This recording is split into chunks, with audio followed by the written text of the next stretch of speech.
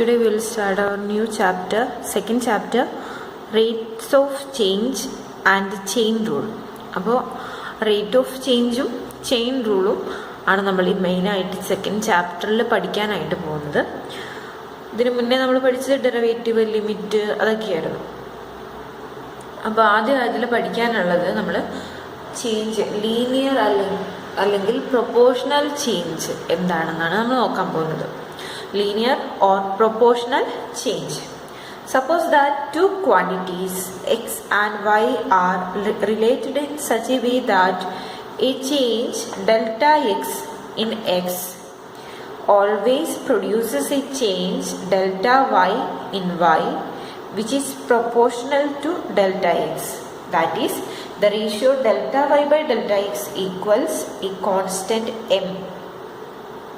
In this case, we say that y changes proportionally or linearly with x. അപ്പോൾ X Y എന്ന് പറഞ്ഞ രണ്ട് quantities ഉണ്ട്. അപ്പോൾ രണ്ട് ക്വാണ്ടിറ്റീസിലെ ഓരോ എക്സിലെ ചേഞ്ചിനെ നമ്മൾ ഡെൽറ്റ എക്സ് എന്നും വൈയിലെ ചേഞ്ചിനെ ഡെൽറ്റ വൈ എന്നാണ് നമ്മൾ വിളിക്കുന്നത്. അപ്പോൾ ഡെൽറ്റ എക്സ് എന്ന് പറയുന്നത്, എക്സിലുണ്ടാകുന്ന ചേഞ്ച് എന്ന് പറയുന്നത് proportional to വൈയിലുണ്ടാകുന്ന ചേഞ്ചാണ്.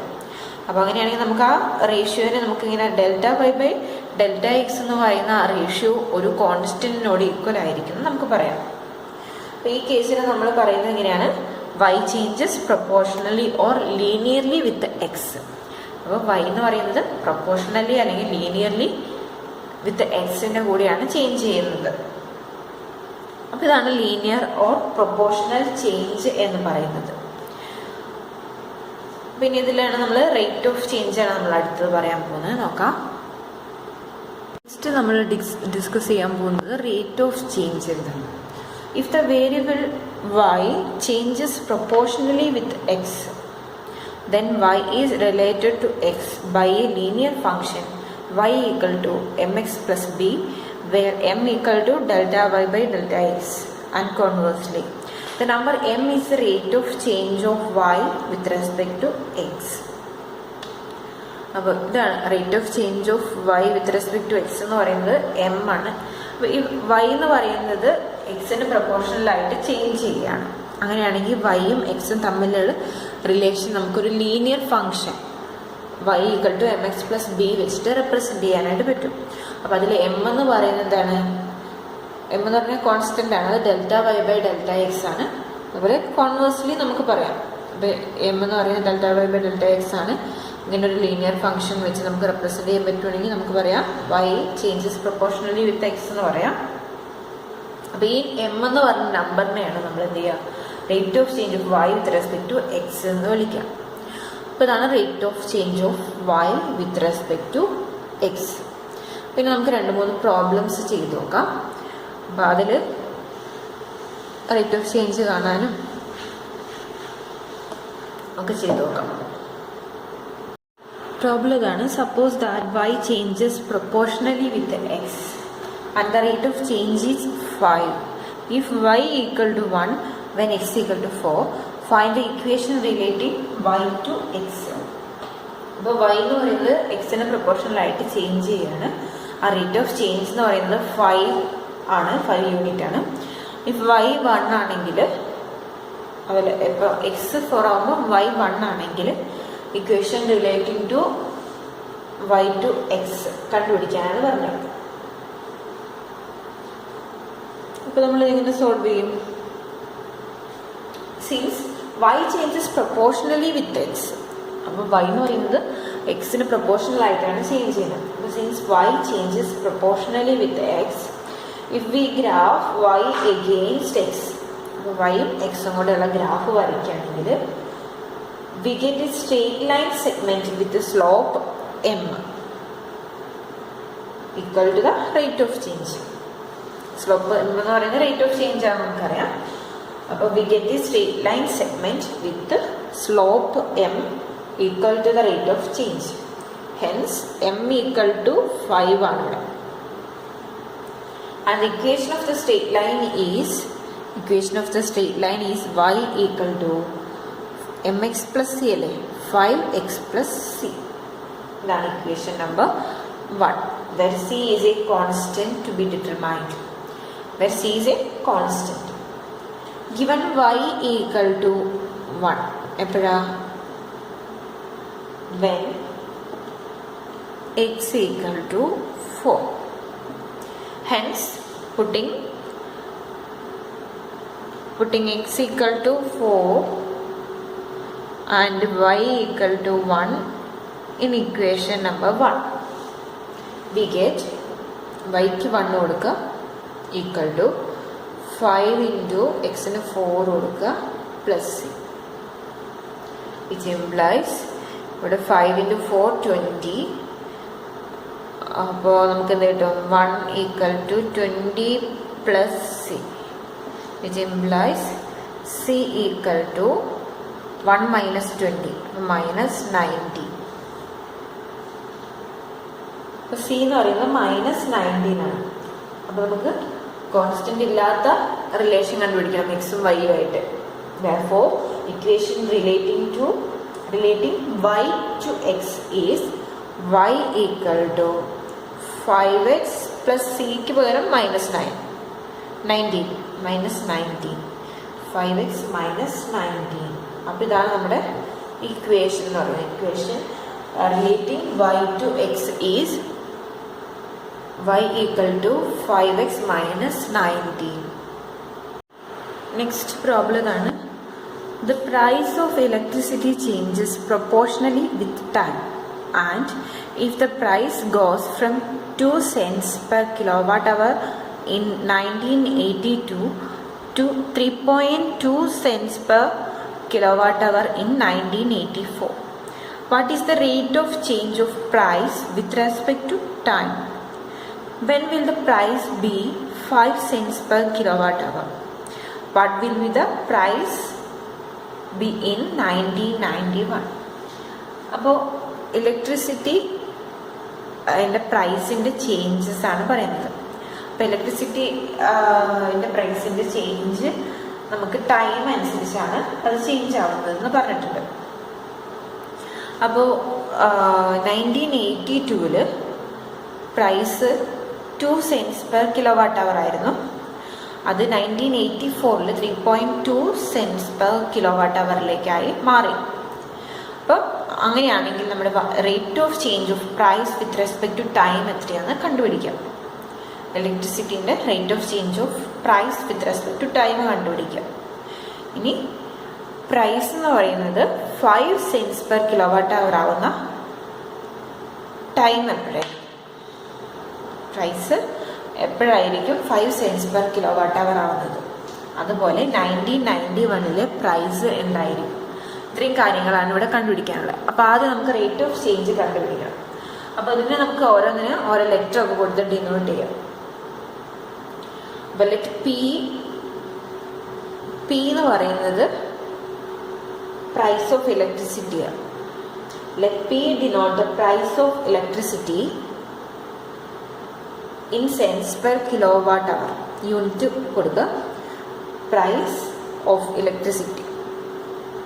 Let p denote the price of electricity in cents per kilowatt hour and T denote the time in years. Time in years. Given that the price goes from 2 cents per kilowatt hour in 1982 to 3.2 cents per kilowatt hour in 1984. അപ്പോൾ തന്നിട്ടുണ്ട് നമുക്ക്. അപ്പോൾ hence change in time എന്ന് പറയുന്നത് എന്താണ്? 1982 നിന്ന് 1984 അപ്പോൾ change എന്ന് പറയുന്നത് 2 years ആണ് അല്ലേ? Hence change in time 2 years ആണ്. അപ്പോൾ അതിനെ ഞാൻ ഡെൽറ്റ ടി കൊണ്ട് ഡിനോട്ട് ചെയ്തു. അത് 2 years ആണ്. And change in price is 1.2 cents per kilowatt hour ആണ്. അപ്പോൾ ഡെൽറ്റ പി എന്ന് അതിനെ ഡിനോട്ട് ചെയ്യും 1.2 cents per kilowatt hour. Therefore, delta T equal to 2 and delta P equal to 1.2. അപ്പോൾ നമുക്ക് റേറ്റ് ഓഫ് ചേഞ്ച് കണ്ടുപിടിക്കാം. Hence, the rate of change of price with respect to time in years is equal to എന്തായിരിക്കും? Delta p by delta t ആയിരിക്കും, which is equal to 1.2 by 2, which is equal to 0.6 cents per kilowatt hour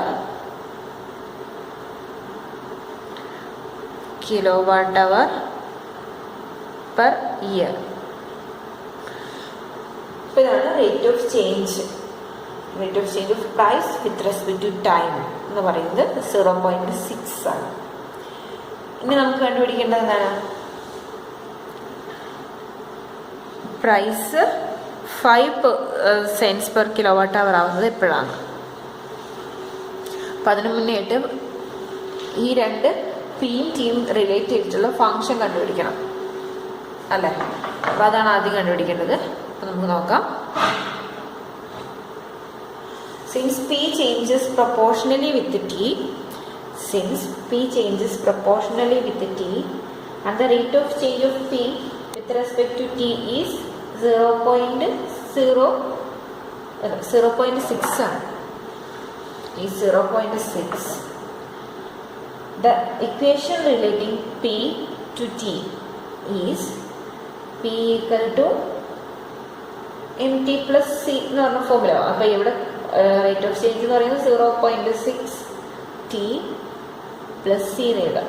അപ്പോൾ the equation relating P to T is P equal to 0.6 T plus C, the equation number 1, where C is a constant to be determined. So given P എന്ന് പറയുന്നത് 2 ആണ്. എപ്പോഴാ? when T equal to 1982. അപ്പോൾ T എന്ന് പറയുന്നത് 1982 നമ്മുടെ P എന്ന് പറയുന്നത് 2 ആണ് അല്ലേ?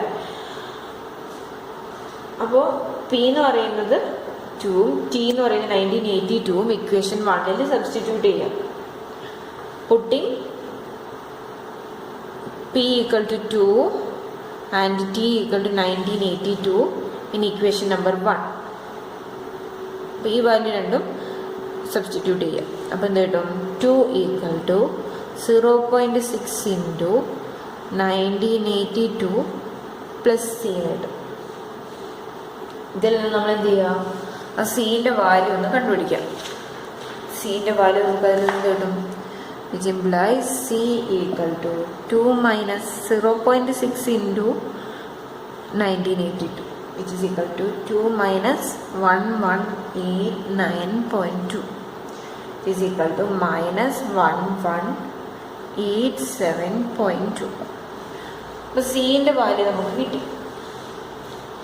അപ്പോൾ hence the equation relating P to T is P equal to 0.6 T minus 1187.2 എന്ന് കിട്ടും. അപ്പോൾ ഇതിൽ നമുക്ക് 1982 കൊടുക്കാം, 1984 കൊടുക്കാം. ഏത് വാല്യൂ കൊടുത്താലും നമുക്ക് സീൻ്റെ വാല്യൂ കണ്ടുപിടിച്ചാൽ മതി. എന്നിട്ട് ഒരു റിലേഷൻ എഴുതിയാൽ മതി. ഇനി അടുത്ത സെക്കൻഡ് ക്വസ്റ്റ്യൻ എന്തായിരുന്നു? പി എന്ന് പറയുന്നത് 5 ആവുമ്പോൾ എന്താ വ്യത്യാസം? അപ്പോൾ പി എന്ന് പറയുന്നത് 5 ആവുമ്പോൾ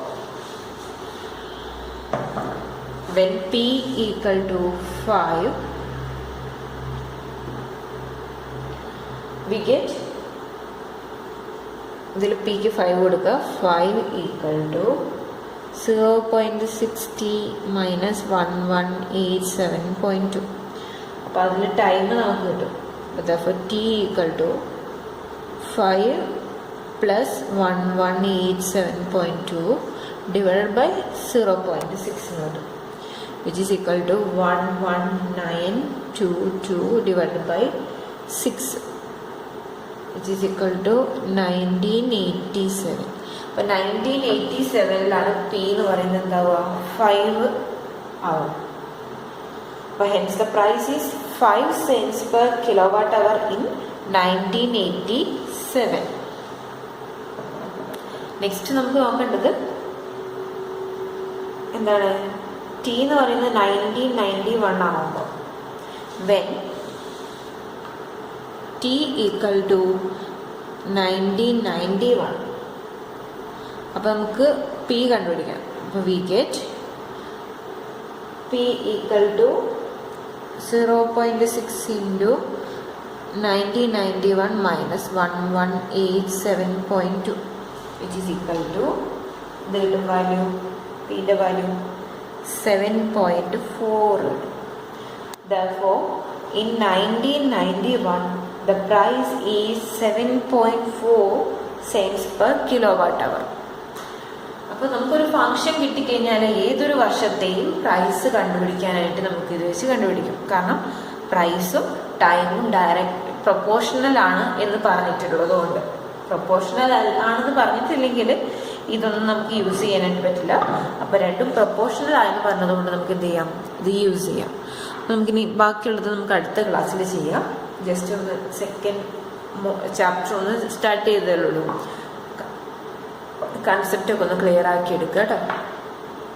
താങ്ക് യു.